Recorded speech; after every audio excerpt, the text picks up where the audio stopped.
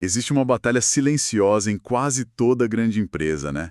De um lado, você tem o departamento de TI, que se vê assim como um motor de inovação. Sim, é o futuro da empresa. Exato. E do outro, o resto da organização, que muitas vezes enxerga a TI como um centro de custo, aquele mal necessário, sabe? A nossa análise de hoje mergulha na principal arma para essa batalha: como provar em números o valor de se investir em organização e processos. E o nosso estudo de caso é um nome que todo profissional de tecnologia conhece bem: ITIL, pronunciado ITIL. Com certeza. E a pergunta que a gente vai tentar responder aqui não é bem o que é ROI, mas sim como é que se calcula o ROI de algo tão etéreo quanto uma metodologia. A conversa trava exatamente aí, né? Quando o CFO, o diretor financeiro, pede para aplicar essa métrica num projeto de ITIL. Exato. Para nos guiar, a gente tem em mãos um material bem denso, um roteiro criado pelo Ronaldo Magalhães, que é engenheiro e especialista em ITSM. ITSM. Isso. Faz parte da série ITSM para o C-Level e o título já entrega o jogo. Além dos números, como medir os benefícios reais do ITIL. Então, o nosso objetivo aqui é basicamente traduzir boas práticas para a linguagem que o financeiro entende e aprova. A linguagem do dinheiro. É isso. Vamos desvendar como transformar conceitos como eficiência e satisfação do cliente em linhas numa planilha de resultados. Ok, vamos analisar isso. Bom, a gente sabe que o cálculo básico de ROI é receita menos custo dividido pelo custo. Simples. Na teoria. Na teoria. Mas quando o investimento é em treinar pessoas e redefinir fluxos de trabalho, como é que se mede a receita disso? É aí que a fórmula tradicional quebra. Totalmente. Parte desse princípio. Para ele, no ITIL, o ROI não é uma ferramenta de contabilidade, é uma ferramenta de estratégia. Uma ferramenta de estratégia. Isso. A proposta não é olhar para trás e ver se o investimento se pagou, mas sim usar o conceito de ROI para decidir para onde ir. É uma bússola. Uma bússola. Boa analogia. Ajuda a responder, tipo, se eu tenho 100 mil reais para investir em TI, onde eu coloco esse dinheiro? Para que ele não apenas mantenha as luzes acesas, mas para que ele acelere o negócio. É uma mudança de perspectiva fundamental. Certo, uma bússola estratégica. Mas assim, uma bússola precisa de pontos de referência claros. Como é que o material propõe mapear isso? Ele sai do abstrato e vai para o prático. Sim, e de uma forma bem elegante, na verdade. A análise é dividida em custos, que são a parte fácil. Licenças, consultoria, horas de treinamento. Exato. Isso aí. E em benefícios, que são a parte complexa. E aqui ele faz a distinção crucial entre o tangível e o intangível. O tangível é o que você consegue contar. O intangível é o que você sente, mas que, e essa é a chave, eventualmente gera um resultado contável. Ok, vamos começar pelo tangível, então. O roteiro cita treinamento. Isso pode soar meio genérico, né? Muita gente ouve treinamento em ITIL e pensa em, sei lá, certificados caros pendurados na parede. Sim, o diploma.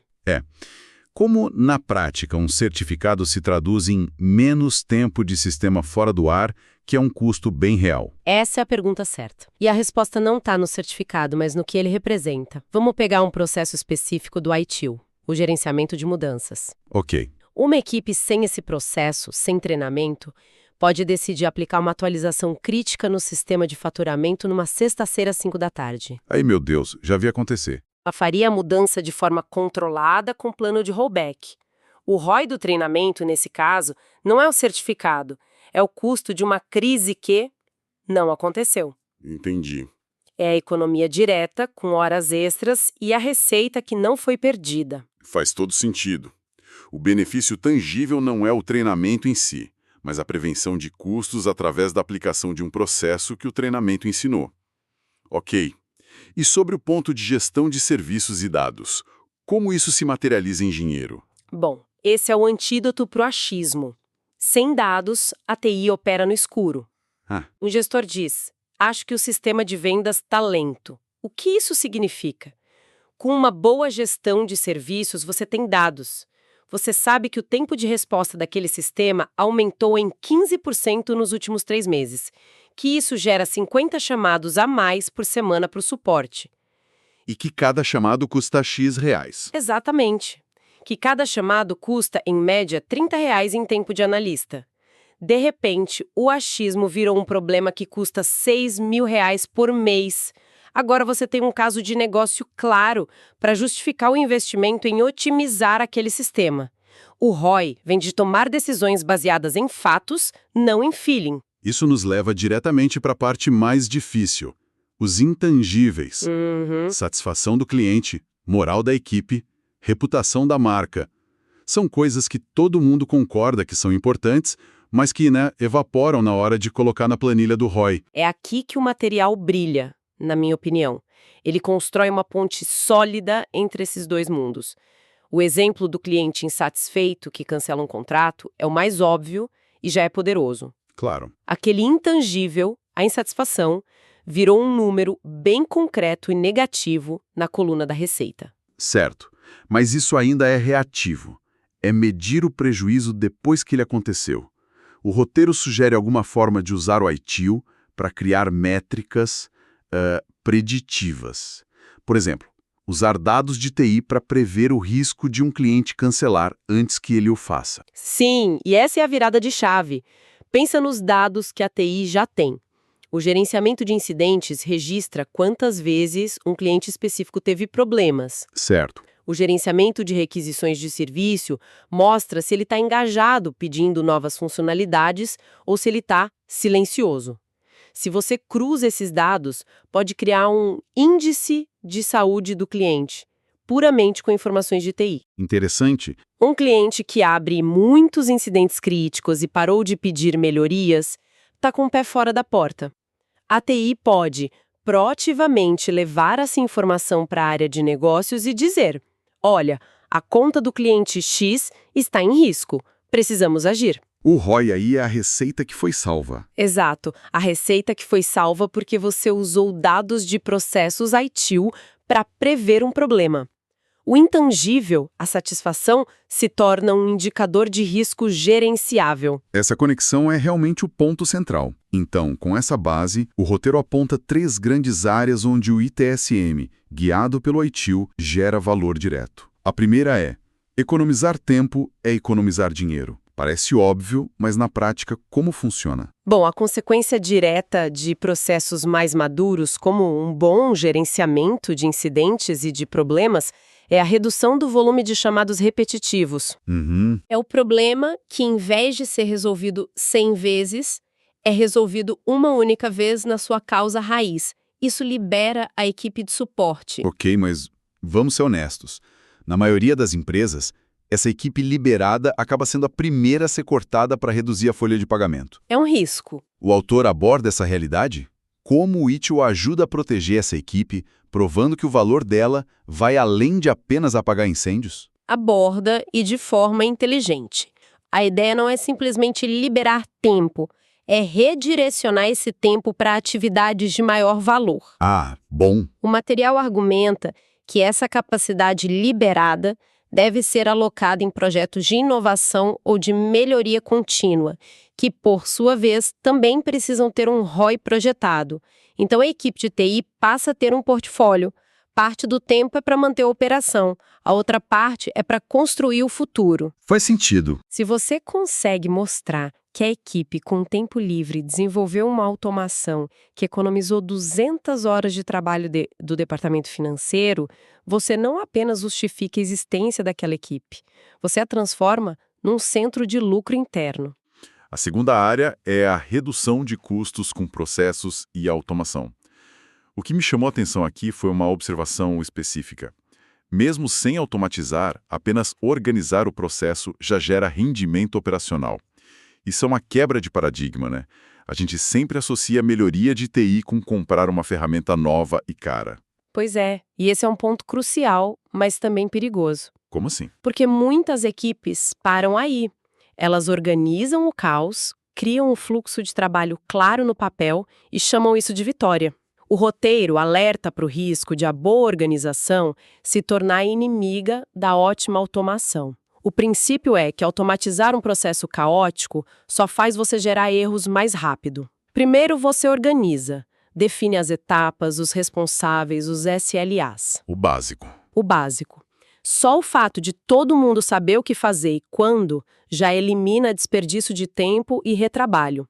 Esse é o primeiro nível do ROI. Depois, com o processo estabilizado, você identifica os gargalos e as tarefas repetitivas. É aí que a automação entra, não como uma bala de prata, mas como um acelerador de um processo que já funciona.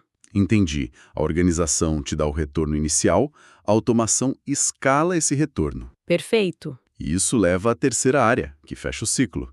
Priorizar inovação em vez de apagar incêndios. Tentar inovar enquanto se apaga incêndios é como tentar planejar as férias da família enquanto a casa está em chamas. Boa. Simplesmente não funciona, né? Sua atenção, seus recursos, sua energia estão todos consumidos pela crise imediata.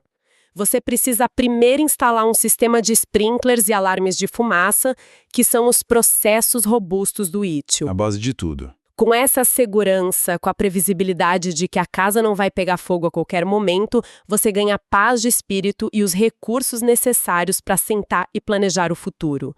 O ITIL não é a inovação em si, mas ele cria um ambiente estável onde a inovação pode florescer. Ok, então temos os processos, os resultados, mas o material também fala muito sobre os princípios norteadores do ITIL. Coisas como foco no valor, comece de onde você está, mantenha a simplicidade. Honestamente, isso soa um pouco como aqueles pôsteres motivacionais que a gente vê em escritório, sabe? Como o autor conecta algo tão filosófico com a pergunta que todo executivo faz no final do dia: onde está o dinheiro? Essa é uma crítica justa. E o material a enfrenta de frente. A proposta é que esses princípios não são regras, são o sistema operacional da cultura da equipe de TI. O sistema operacional. Gostei. Pense neles como o iOS ou o Android do seu time. Se o seu time roda no OS foco no valor, cada decisão, desde a escolha de um software até a priorização de um chamado, passa por um filtro. Isso agrega valor ao negócio? Entendi. Uma equipe que internaliza o princípio mantém a simplicidade não vai construir uma solução super complexa e cara quando uma solução simples e barata resolve 80% do problema. Certo. Não é uma grande ação que gera o ROI. São milhares de pequenas decisões diárias otimizadas por essa cultura que se agregam e geram um impacto financeiro massivo no final do ano. A cultura é o que garante que o ROI não seja um projeto com começo, meio e fim, mas sim um resultado contínuo. Visto por esse ângulo, faz mais sentido. É a cultura como um motor de eficiência em escala. Então, vamos para o outro lado da moeda. O que acontece quando uma empresa ignora essa análise toda? Quais são os riscos, segundo o roteiro, de tocar os projetos de TI no feeling? Olha, o cenário pintado é o de uma TI muito ocupada, mas pouco produtiva. É a equipe que corre o dia inteiro, mas no final do dia, a percepção do negócio é que nada muda, que os mesmos problemas acontecem sempre. Os recursos, sem a bússola do ROI, são alocados por quem grita mais alto, não por onde o impacto é maior. O que é bem comum. E o risco mais perigoso é a percepção distorcida de valor. A TI é vista como um buraco negro de dinheiro. O negócio joga dinheiro lá e não vê nada sair do outro lado. Quando chegam os cortes de orçamento, adivinha quem é o primeiro da fila? A TI, claro. A TI que não consegue provar seu valor em termos financeiros. Mas e o risco oposto? O material fala sobre o perigo de focar demais nos números, de ter uma obsessão por ROI. Sim, e esse equilíbrio é fundamental. A obsessão pelo ROI, puramente numérico, leva ao que a gente pode chamar de métrica melancia. Métrica melancia? É, tudo verde por fora nos relatórios, mas vermelho por dentro na realidade do cliente. Adorei. Você pode ter um SLA de resolução de incidentes de 4 horas e estar cumprindo 100% dele. Verde no painel, lindo. Mas se para cumprir o SLA, a equipe fecha o chamado com uma solução paliativa que não resolve a causa raiz, o problema volta a acontecer na semana seguinte. E o cliente fica furioso. Exatamente. O cliente está furioso, mas a métrica está verde. Focar apenas no tangível e fácil de medir pode te levar a otimizar as coisas erradas. A busca pelo ROI, como o material defende, não pode ser uma caça às bruxas para cortar custos. é para garantir alinhamento estratégico. Métrica melancia, vou usar essa. Bom, acho que a gente conseguiu aprofundar bastante. Recapitulando a análise do material de Ronaldo Magalhães, o ROI do ITIL não é uma fórmula, é uma bússola estratégica. Exato. O segredo está em construir a ponte entre os benefícios intangíveis, como a confiança do cliente, e os resultados tangíveis, como a retenção de receita. E tudo isso é sustentado não por regras rígidas, mas por princípios que criam uma cultura de melhoria contínua. Perfeito. E para fechar, o material nos deixa com uma reflexão provocadora.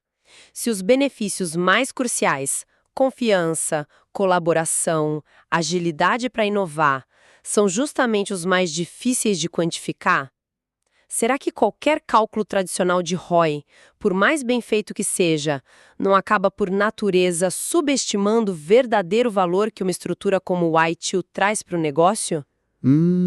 Talvez o ROI que a gente calcule seja apenas a ponta do iceberg. É uma excelente questão para se pensar. E ele adiciona uma segunda, que é igualmente importante. Em um mundo onde a tecnologia e os modelos de negócio mudam exponencialmente, como garantir que esses princípios do ITIL continuem sendo aplicados de forma relevante? Como evitar que o mantenha a simplicidade de hoje se torne a burocracia de amanhã? São perguntas que mostram que essa conversa não tem um ponto final. Para quem quiser mergulhar ainda mais fundo nessas questões, o material original de Ronaldo Magalhães sugere entrar em contato direto com ele e continuar o debate.